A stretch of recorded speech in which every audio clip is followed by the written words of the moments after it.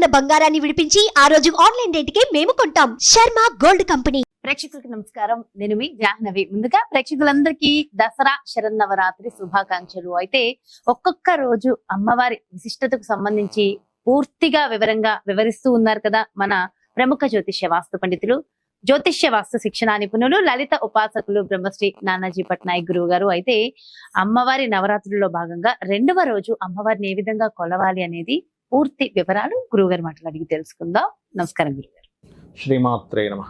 అయితే గురువుగారు, మరి దసరా శరన్నవరాత్రులు మంచి పాజిటివ్ ఆరా ఉన్నటువంటి ఈ రోజులలో రెండవ రోజుని అమ్మవారిని ఏ విధంగా పూజించడం వల్ల సకల సౌఖ్యాలు కలుగుతాయంటారు? రెండో రోజు అంటే ఒక్కొక్క ప్రాంతం బట్టి మారుతుంటది. కామన్గా ఏంటంటే వేదగాయత్రి అనేటువంటి చేస్తారు. అదేవిధంగా త్రిమూర్తి అనేటువంటి అమ్మవారిని కూడా పూజిస్తారు రెండో రోజు.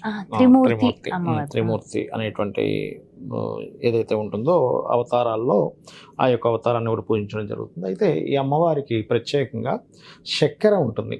చక్కెరతోనే అభిషేకం చేస్తారు. చక్కెర ఇప్పుడు మామూలుగా షుగర్ వేరు, మనకి ఖండ చక్కెర అవునవునవును, అది దాన్ని వాటర్ లో కలిపి ఆ వాటర్ ని కూడా అభిషేకంగా చేస్తారు. అంటే పట్టిక బెల్లం లాగా ఇట్లా చిప్ లాగా ఉండదు, చిప్స్ అంటాం మామూలుగా ప్రసాద నివేదన కోసం. మనకి మామూలుగా ఇక్కడ ఏంటంటే మన తిరుపతిలో కూడా దాని ఇంకో పేరు ఉంటుంది, దాంతో చేస్తూ ఉంటారు. అయితే ఇక్కడ ఏంటంటే ఫస్ట్ ఆఫ్ ఆల్ ఈ యొక్క అమ్మవారిది చేసేటప్పుడు పర్టికులర్ గా ఏంటంటే ధర్మార్థ కామ్య మోక్షాలు ఇస్తుంది అమ్మవారు అని అంటూ ఉంటారు. మీరు చూడండి, ఇప్పుడు గాయత్రి జపం ఎవరైనా చేస్తున్నారు అనుకోండి, గాయత్రి జపంలో సహజంగా బయటికి చెప్పకూడదు. చాలామంది ఏం చేస్తారంటే బయటికి చెప్తూ ఉంటారు, బయటికి అసలు పలకకూడదు. చాలామంది కాలింగ్ బెల్స్కి కానివ్వండి, లేనట్లయితే అదేవిధంగా మనకి కొన్ని వాటిల్లో అంటే రింగ్ టోన్స్గా కానీ పెట్టుకుంటూ ఉంటారు. అసలు గాయత్రి జపాన్ని బయటికి చెప్పకూడదు అంటూ ఉంటారు. గుర్తుపెట్టుకోండి, గాయత్రి జపం ఎవరైనా సరే లోపల చేసినట్లయితే దాంట్లో ప్రచోదయాత్ అని ఉంటుంది. అంటే సనాతన ధర్మం కానివ్వండి, మన దేవత సంబంధించినంతా కూడా జ్ఞానసిద్ధి కోసమే. ఎందుకంటే కర్మకి బద్దులుగా ఉంటారు దేవతలు ఎప్పుడు కూడా, గుర్తుపెట్టుకోండి. ఆ కర్మకి బద్దులుగా ఉంటూ మనకి దాని మీద జ్ఞానాన్ని ఇస్తూ ఉంటారు. ఈ 9 రోజులు కూడా ఏంటంటే పర్టికులర్గా మనకి జ్ఞానం పెరుగుతుంది. First point number 1. జ్ఞానంతోనే ఎన్నో వస్తుంటాయి. జ్ఞానమే కదండి. జ్ఞానం లేదా అంటూ ఉంటాం మనం. ఒక్క జ్ఞానంతో ఎన్నో నేర్చుకోవచ్చు. కాబట్టి ఏంటంటే ముఖ్యంగా జ్ఞానము, అదేవిధంగా అనేకమైనటువంటి విషయాలపైన మనకి ఒక పట్టు పెరగడం, ఇట్లాంటివన్నీ కూడా జరుగుతూ ఉంటుంది పర్టికులర్గా గాయత్రి ఆరాధన చేసినప్పుడు. అలాగే మరొక విషయం ఏంటంటే ఇందాక నేను చెప్పినట్టుగా త్రిమూర్తి అనేటువంటి దేవతా స్వరూపాన్ని చేయడము, ఓం త్రిమూర్తి దేవి అయి నమః అనే నామస్మరణ చేయడము చాలా చక్కటి ఫలితం ఇస్తుంది. అయితే ఈరోజు పర్టికులర్గా ఏంటంటే కొంతమందికి చూడండి, ఇప్పుడు ఈ పీఠం ఇవన్నీ చేసుకొని చేయలేరు అనుకోండి. ఉదాహరణకి ఇప్పుడు ఇంట్లో కొంతమందికి ఏమో కుదురుతుంది, ఇంట్లో వాళ్ళందరూ యాక్సెప్ట్ చేస్తారు, కానీ కొంతమంది ఇంట్లో వాళ్ళు యాక్సెప్ట్ చేయరు. అప్పుడు ఎలాగా అన్నప్పుడు గోశాలకు వెళ్ళి గోవులకు కనుక మీరు గోధుమ రవ్వతో చేసిన పదార్థం ఏదైనా తినిపించినా ఫలితం వస్తుంది.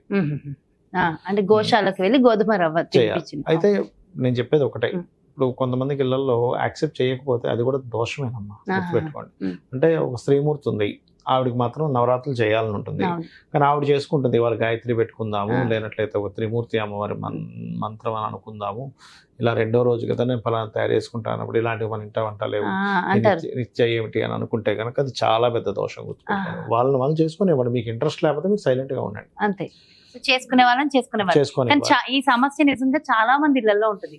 ఆవిడకి చేయాలని ఉంటది, ఇంట్లో అత్తగారు హస్బెండ్ మొత్తానికి ఎవరో ఒకళ్ళు వద్దులే అంటూ ఉంటారు. అవునవును. ఇంకోటి ఏంటంటే దీనికి ఆనవాయితీ అంటూ ఏమైనా ఉండాలంటారా? ఆనవాయితీ ఉండదమ్మా. ఒక విషయం నేను అనేది ఏంటంటే, తల్లి ఎవరికి ఉండదు చెప్పండి ఒకసారి? ప్రతి ప్రాణికి తల్లి ఉంటుంది, అవునా? ఇప్పుడు ప్రతి ప్రాణి తల్లిని గౌరవించాలి, తల్లిని ఆరాధించాలి అనేటువంటిది ఒకటి ఉంది కదా. మరి ఈ విశ్వం మొత్తం ఉంది అంటే ఎలా ఉంది? జగత పితరం వందే పార్వతీ పరమేశ్వరం అంటున్నాం. ఈ గాయత్రీ దేవిది అదేవిధంగా త్రిమూర్తి అమ్మవారి యొక్క ఆరాధన చేస్తే పుత్ర అభివృద్ధి జరుగుతుంది అని శాస్త్రవచనం. పుత్ర పౌత్రాభివృద్ధి అంటూ ఉంటారు. అంటే కొంతమందికి పిల్లలు చూడండి పుట్టరు, లేదా పుట్టినా వాళ్ళకి అభివృద్ధి ఉండదు. కొంతమంది అంటుంటారు, ఏమిటోనండి మా అబ్బాయి పుట్టాడు మాకు కానీ ఆనందం లేదు, ఎందుకంటే ఎప్పుడు ఏదో అనారోగ్యం వస్తుంది, లేకపోతే చదవట్లేదు, లేకపోతే వేస్ట్ అయిపోతుంది వాటి టైం అంతా కూడా. వాడు సరైన మార్గంలో వెళ్ళలేకపోతున్నాడు. ఎందుకు వెళ్ళలేకపోతున్నాడు అంటే గాయత్రీదేవి సాధన చేసే వాళ్ళకి ఏమవుతుందంటే వాళ్ళకి ప్రచోదయాలు. అంటే అసలు ఏం చేయాలి? గాయత్రి అంటే ఏంటి? సూర్యుడి యొక్క కిరణాలు గాయత్రి. సూర్య కిరణాలు గాయత్రి అంటే ఏంటి? వెలుగు. చీకట్లో ఉన్నటువంటి నిన్ను బయటికి తీసుకురావడం. అవునా కదా? అలా ఈ రెండో రోజు చేసేటువంటి ఫలితము కేవలం మీకు మాత్రమే కాదు, మీ సంతానానికి, వారి అభివృద్ధికి ఉంటుంది. ఇది మెయిన్గా గుర్తుపెట్టుకోవాలి.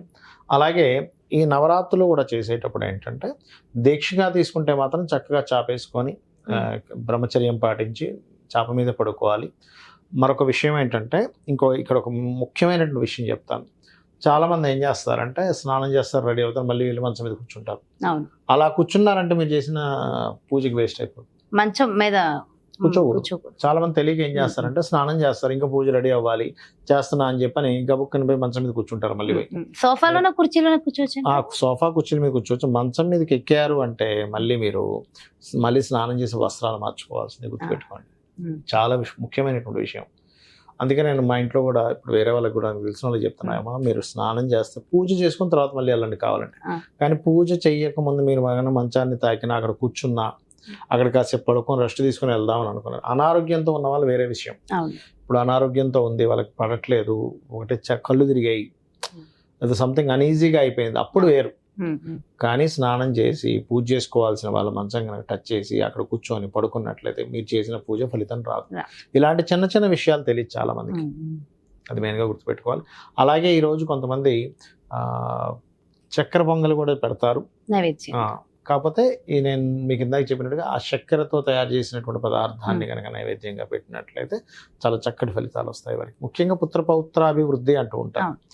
ఈ రోజు ప్రత్యేకంగా వీలైనంత మటుకు గాయత్రి మంత్రాన్ని జపించడం చేస్తే చాలా మంచిది.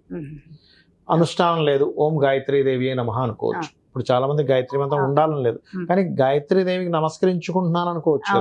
గాయత్రీదేవి అంటేనే జ్ఞానం ప్రదాత కాబట్టి ఓం గాయత్రీదేవి నమః.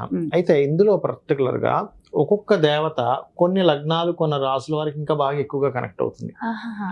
అందులో చూసుకున్నట్లయితే మేషలగ్నం పంచమాధిపతి, సింహలగ్నం లగ్నాధిపతి, ధనులగ్నం భాగ్యాధిపతి, లేదా పంచమంలో ఎవరికైనా రవి ఉన్నాడు అనుకోండి, మీ జన్మజాతకం 12 లగ్నాల్లో ఏదైనా ఒక లగ్నం అయింది, ఆ లగ్నాత్ పంచమాధిపతి వెళ్ళి రవితో కలిసి ఉన్నా, లేకపోతే పంచమంలో రవి ఉన్నా, మీరు గాయత్రి ఉపాసన ఈ 9 రోజుల పాటు మనకి దసరా దశమి వరకు ఉండేటువంటి రోజులు ఏవైతే ఉన్నాయి, ఇన్ని రోజులు మీరు రోజు కనుక ఓం గాయత్రీదేవి నమః అనుకుంటున్నారు, ఆ రోజు ఆ దేవతను చేస్తారు.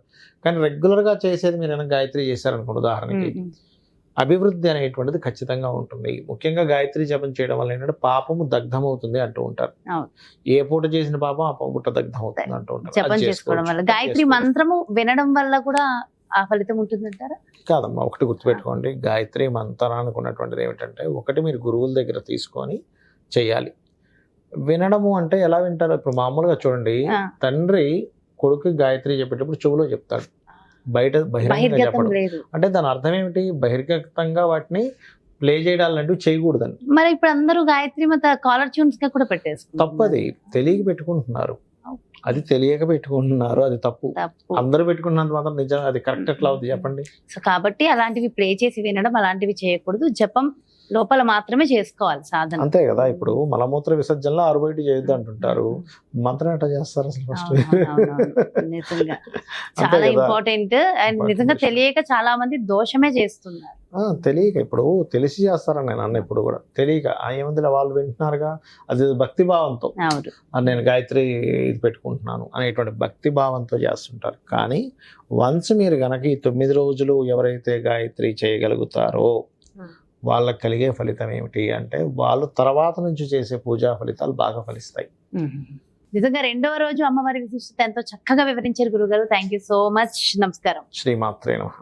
చూసారు కదండి, మరి రెండవ రోజు వేద గాయత్రి అమ్మవారి పూజని ఏ విధంగా చేసుకోవాలి, ముఖ్యంగా దాని వల్ల కలిగే ఫలితం ఏంటి, ఎలాంటి నైవేద్యాన్ని సమర్పించాలి, మరి ముఖ్యంగా కొన్ని లగ్నాల వారికి ఈ అమ్మవారు ఎంత చక్కగా కనెక్ట్ అవుతారు అనేది కూడా ఎంతో డీటెయిల్ గా వివరించారు కదా గురువు గారు.